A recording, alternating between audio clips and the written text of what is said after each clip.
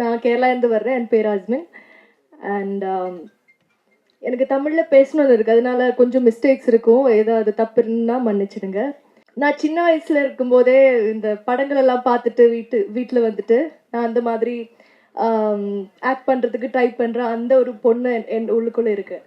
So அந்த பொண்ணு இப்போ ரொம்ப ப்ரௌடாக ஃபீல் பண்ணுறேன். ஏன்னா நான் என் முதல் படமே வந்து எனக்கு ஒரு ஹீரோயினாக நடிக்க வாய்ப்பு கிடைச்சதுக்கு ரொம்ப நன்றி. யூனிவர்ஸுக்கு நன்றி. And also thank you so much Lenin sir for trusting me with such a great responsibility. And he's not just a producer to me, he's a great friend. ஏன்னா எனக்கு இதுக்கு வேணா மாதிரி ஒரு மோட்டிவேஷனெல்லாம் கொடுத்து என்னை மோல்ட் பண்ணிட்டு அப்படி தான் சொல்லணும். அண்ட் டைரக்டர் சார், சார் உங்களுக்கு ரொம்ப கஷ்டமாயிருக்கும்னு நினைக்கிறேன். Because he makes sure that I first act in Malayalam and then only he makes me act in Tamil. அந்த அளவுக்கு பேஷண்டாக இருந்ததுக்கு ரொம்ப நன்றி.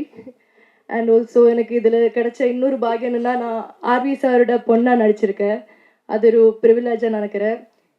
இங்கே இருக்கிற எல்லாருக்கும் thanks. And also dance master, fight master எல்லாருக்கும் நன்றி. கோ ஆக்டர்ஸ், ஃப்ரெண்ட்ஸ் அப்படி தான் சொல்லணும். ஏன்னா இங்கே இருக்கும்போது எனக்கு இப்போ இது இன்னொரு ஹோம் மாதிரி தான் தெரியுது. தமிழ், இந்த ஊர் எல்லாமே வந்து அதுக்கான ஒரு ரீசன் அவங்க தான்.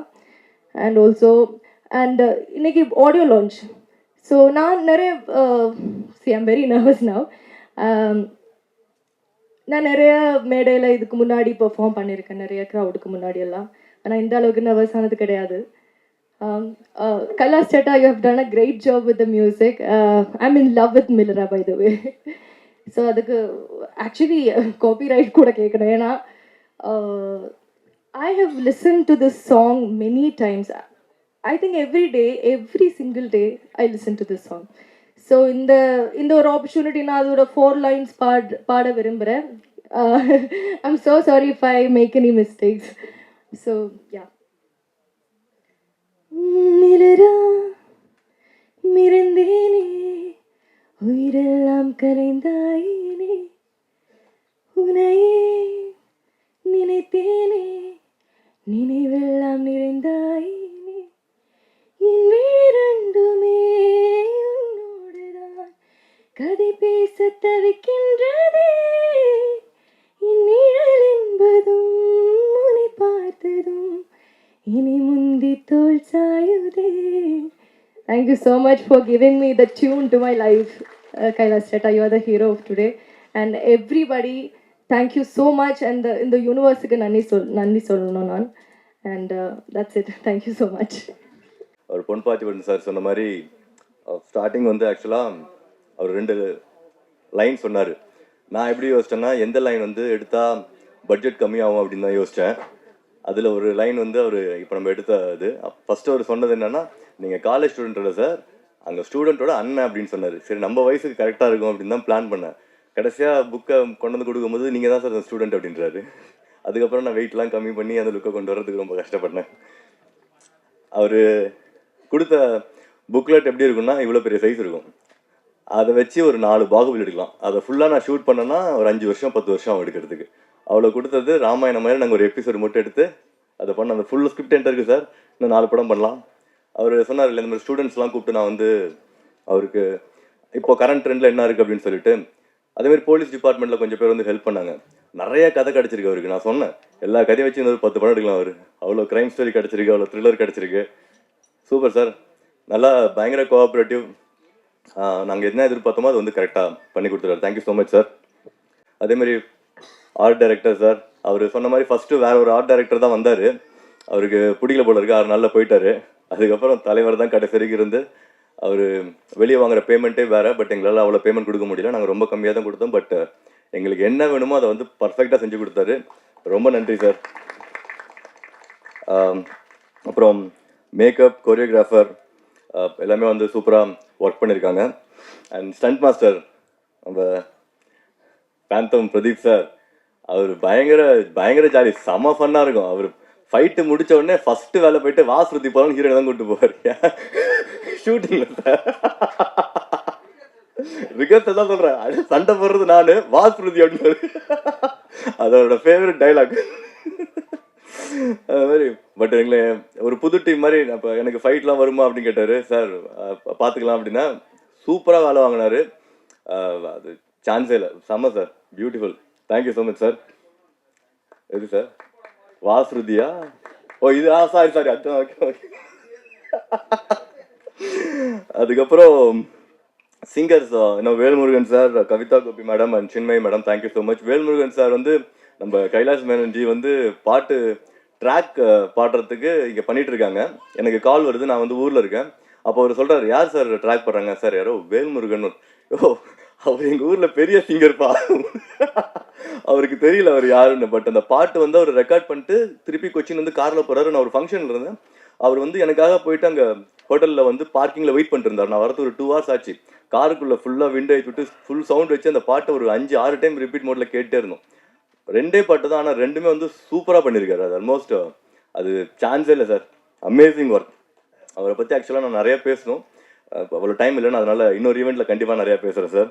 ஆக்சுவலாக அந்த படத்தோட ஹீரோயின் ப்ராசஸே வந்து ரொம்ப டஃப்புங்க. நாங்கள் படம் வந்து ஸ்டார்ட் பண்ண அன்னைக்கு ஒரு ஹீரோயின் இருந்தாங்க.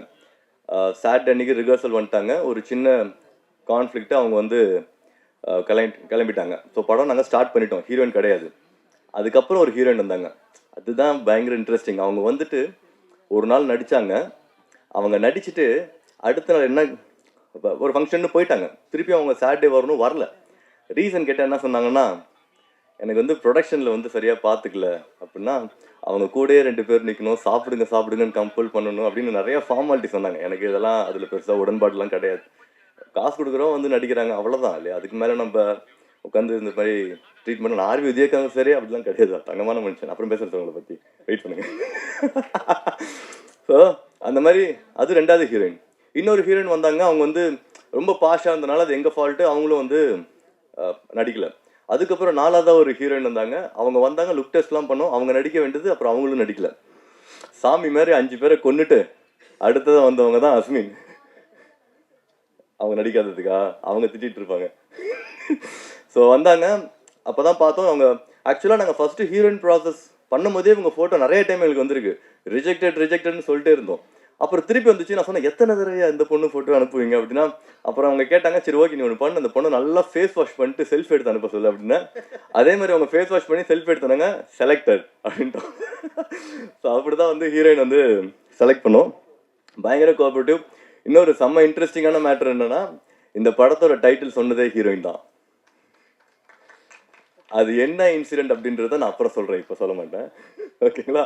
அவங்க வந்து சும்மா பேர் சொன்னாங்க, அதோட ரீசனை நான் கண்டுபிடிச்சிட்டேன், ஓகே இதுதான் அப்படின்னு சொல்லிட்டு.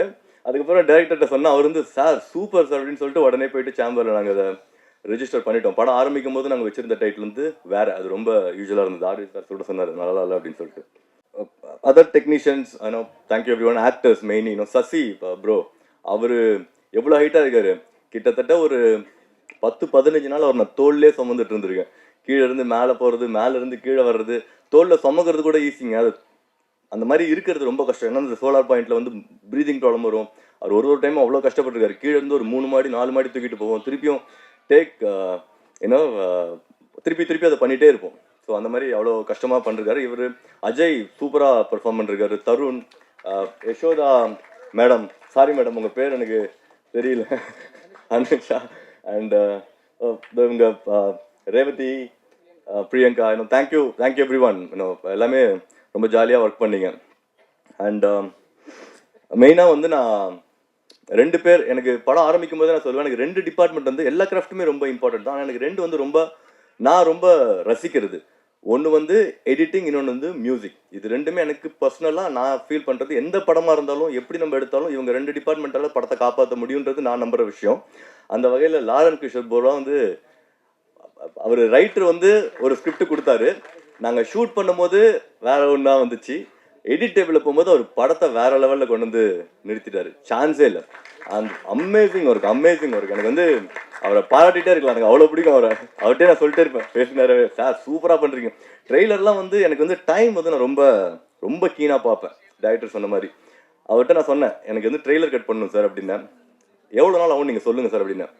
10 நாள் ஆகும் அப்படின்னாரு. சூப்பர் சார், செப்டம்பர் 10th கொடுத்துருங்க சார் அப்படின்னா செப்டம்பர் 9th ஷார்ப்பாக கொடுத்தாரு. கொடுத்த 5 நிமிஷத்தில் பேமெண்ட்டும் நான் கொடுத்துட்டேன். ஸோ அதில் பண்ணிட்டேன். இதில் என்ன செப்டம்பர் 9th ஏன் ஸ்பெசிஃபிக்காக சொல்கிறேன்னா, அன்றைக்கி தான் நான் என் ஒய்ஃபை ஃபஸ்ட்டு மீட் பண்ணிடு. காலையிலே சண்டை போட்டு வந்துட்டேன். ஈவினிங் டெய்லர் கிட்ட சமாதானப்படுத்தினேன். அந்த அளவுக்கு நீங்கள் ஹெல்ப் பண்ணுறீங்க சார். Thank you so much. அது மாதிரி நான் இன்னொரு ஈவெண்ட்டில் வந்து எனக்கு அவரை பற்றி நான் நிறையா பேசணும். அண்ட் கைலாஷ் மேனன்ஜி அவங்கள பற்றி நிறையா பேசணும். இப்போ டைம் இல்லாதனால நான் இன்னொரு ஈவெண்ட்டில் பேசுகிறேன். அண்ட் எங்களோட mentor mister RV Udhayakumar sir, அவர் கிட்டத்தட்ட நான் எப்பயுமே ப்ரோன்னு கூப்பிடுவார். நான் அங்கிள்னு கூப்பிடணும்னு ஆசைப்படுவேன். நான் அலோவ் பண்ணவே மாட்டார் அவர் என்னை கூப்பிட்றதுக்கு. உண்மையாலுமே இந்த சின்ன படம் பெரிய படம் அதில் எனக்கு பெருசாக உடன்பாடு கிடையாது. சின்ன கம்பெனி பெரிய கம்பெனி எல்லாமே படம் எடுக்கிறோம். நல்ல படம் இல்லைன்னு வேற நம்ம அவங்கவுங்க ஒப்பீனியனுக்கு சொல்லிக்கலாம். மற்றபடி சின்னது பெருசெல்லாம் கிடையாது. அவர் எனக்கு எவ்வளோ ஹெல்ப் பண்ணிருக்காருன்னா, நாங்கள் ஷூட் ஆரம்பித்து 6வது நாள் எனக்கு ஒரு இஷ்யூ வருது வித் பெப்சி. அண்ட் மேபி எங்களோட எரர் தான் அது. எங்களுக்கு ப்ராப்பராக அந்த ரூல்ஸ்லாம் தெரியாதனால நாங்கள் ஒன்று பண்ணிட்டோம். நான் ஷூட்டிங் வந்து பேக்கப் பண்ணிட்டேன். இவருக்கு தான் கால் பண்ணி சொன்னேன். அதுக்கப்புறமேட்டு அவர் எனக்கு கொஞ்சம் ஐடியாஸ் கொடுத்துட்டு, ஒரு சேம்பரில் போயிட்டு சில விஷயம்லாம் பண்ண வேண்டியது இருக்குது, பெப்சியில் சில விஷயம்லாம் பண்ண வேண்டியது இருக்குன்னு சொல்லிட்டு இவர் எனக்கு கைட் பண்ணிவிட்டு அவர் விட்டுருக்கலாம். நான் என்ன பண்ணுவேன், பகலில் டயர்டாக இருந்தேன்னா செல்ஃபோனை ஸ்விட்ச் ஆஃப் பண்ணிட்டு தூங்கிடுவேன். அந்தமாரி தூங்கிட்டேன். ஒரு ஈவினிங் ஆன் பண்ணுறேன், பிரவீன் கால் பண்ணுறான் எனக்கு. ரெனி இந்த மாதிரி ஆர்வி சார் உங்களுக்கு ரொம்ப நேரமாக ட்ரை பண்ணிருக்காரு அப்படின்னு. ஏய் இருடா அப்படின்னு சொல்லிட்டு ஃபோன் பண்ணுறேன். அவர் நான் சேம்பரில் இவ்வளோ நேரமாக உட்காந்துருக்கேன், என்ன பண்ணிட்டு இருக்கு அப்படின்னு கேட்குறாரு. எங்களுக்காக அவர் சேம்பரில் போய் உட்காந்து அந்த லெட்டரை வாங்கி அதை பெப்சிக்கு டைரக்ட் பண்ணி அந்த சர்டிஃபிகேட் வாங்கி கொடுத்து ஷூட்டிங்கை திருப்பியும் ஸ்டார்ட் பண்ணி விட்டார். அந்த டைமில் அவருக்கு நான் கமிட்டும் பண்ணல, அட்வான்ஸ் பண்ணல, பேமெண்ட் எதுவுமே கிடையாது. ஆனால் அவர் அவ்வளோ ஹெல்ப் பண்ணார். இப்போ கூட நேற்று கூட அவரை நான் மீட் பண்ணி பேசிட்டு இருந்தேன். எப்போ கால் பண்ணாலுமே ஃபோன் ஆன்சர் பண்ணுவார், இல்லைனாலும் திருப்பியும் கூப்பிடுவார். அந்த மாதிரி sir thank you so much sir. நீங்கள் இல்லைன்னா அந்த படம் வந்து 100% என்னால் முடிச்சிருக்க முடியாது. ரொம்ப நன்றி. அதுக்கப்புறம் நம்ம இயக்குனர் ஐயா பற்றி சொல்லலாம். அவர் சொன்ன மாதிரி ஷூட்டிங்லாம் நல்லா ஜாலியாக தான் போச்சு. ஆனால் டஃப் இஷ்யூஸ் வரும். எனக்கு அவருக்கு நிறையா கான்ஃப்ளிக்ட் இருந்துச்சு. உண்மையாலுமே சொல்கிறேன், வேறு டேரக்டர் இருந்தால் நீயாவது அவன் படம் ஆகுதுன்னு போயிருப்பாங்க. அவர் எல்லாத்தையும் பொறுத்துட்டு இந்த படத்தை முடிச்சு கொடுத்துருக்காரு. 100% அவர் இல்லைன்னா எங்களால் இதை முடிச்சிருக்கவே முடியாது.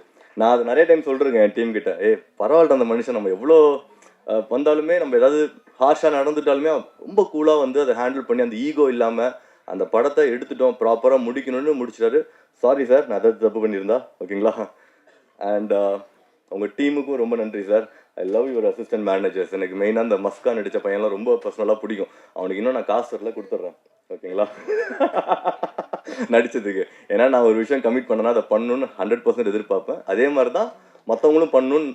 இப்போ நான் வந்து எடிட்டர் ஏன் சொல்கிறேன் அப்படின்னா, அந்த மாதிரி தான் எனக்கு தெரிஞ்சு நான் ஒர்க் பண்ண யாருக்குமே பேமெண்ட் பெண்டிங் வைக்கல.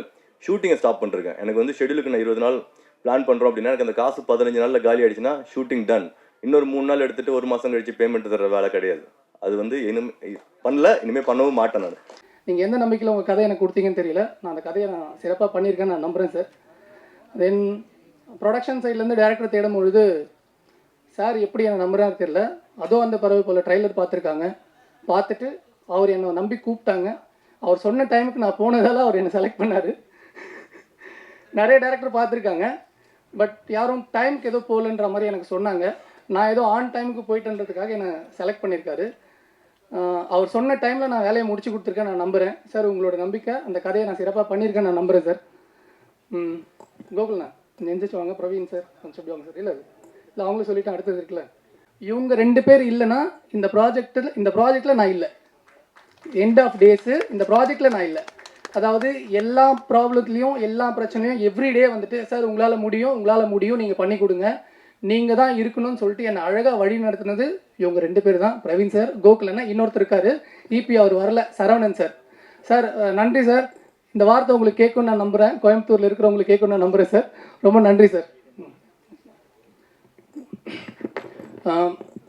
இந்த படத்தை சொன்ன மாதிரி நாங்கள் பண்ணி கொடுத்துருக்கோம். எல்லாமே அப்கமிங் டீமு. இந்த அப்கமிங் டீம் எங்களோட எஃபர்ட்டை நாங்கள் போட்டிருக்கோம். இந்த படம் நல்லா வந்திருக்கு நான் நம்புகிறேன். உங்கள் எல்லாரோட சப்போர்ட் வேணும். உங்களோட சப்போர்ட்டில் இந்த படம் நல்லபடியாக வந்து சேரும் நான் நம்புகிறேன். இன்னும் நான் 2 பேருக்கு நன்றி, 3 பேருக்கு நன்றி சொல்ல கடமைப்பட்டிருக்கேன். நல்ல நண்பர்கள் வந்துட்டு டெக்னீஷியனாக அமைஞ்சால் நல்லா இருக்கும்னு ஆசைப்படுவோம். அப்படி 3 நண்பர்கள் எனக்கு இந்த படத்தில் நல்ல டெக்னீஷியனாக அமைஞ்சாங்க. என்னோட எல்லா வேலையும் அவங்க ஈஸியாக என்னோட சூழ்நிலையை புரிஞ்சுக்கிட்டு ரொம்ப ஈஸியாக பண்ணி கொடுத்தாங்க. என்னோடய நண்பர் வந்து எடிட்டர் லாரன்ஸ் கிஷோர். இது சரியில்லைடா, இது நல்லா இருக்காது, இது வேணாம் அப்படின்னு சொல்லி ஸ்ட்ராங்காக என்னை சொல்லி அழகாக வழி நடத்தினார். இன்னொரு நண்பர் வந்து பிரதீப் மாஸ்டரு. ரொம்ப அழகாக ஃபைட் பண்ணி கொடுத்தாரு, நல்லா எடுத்து கொடுத்துருக்காரு. இந்த இந்த இந்த ட்ரைலரில் பார்த்த ஃபைட்ஸ் எல்லாமே ரொம்ப நீட்டாக இருக்கும், பர்ஃபெக்டாக பண்ணி கொடுத்தாரு. ஷார்ட் டைம் தான் கொடுத்தோம் அவருக்கு, ரொம்ப டைம்லாம் கொடுக்கல, கம்மி டைமில் கொடுத்தோம், ரொம்ப அழகாக பண்ணி கொடுத்தாரு. அப்கமிங் டீம் மாதிரிலாம் அவங்க எங்களை வந்து பார்க்கல, சூப்பராக பண்ணி கொடுத்தாங்க. மியூசிக் டைரக்டர் கைலாஷ் மேனன், அவர் தான் இந்த ஷோவோட ஹீரோ. சூப்பராக 2 சாங் பண்ணி கொடுத்தாரு.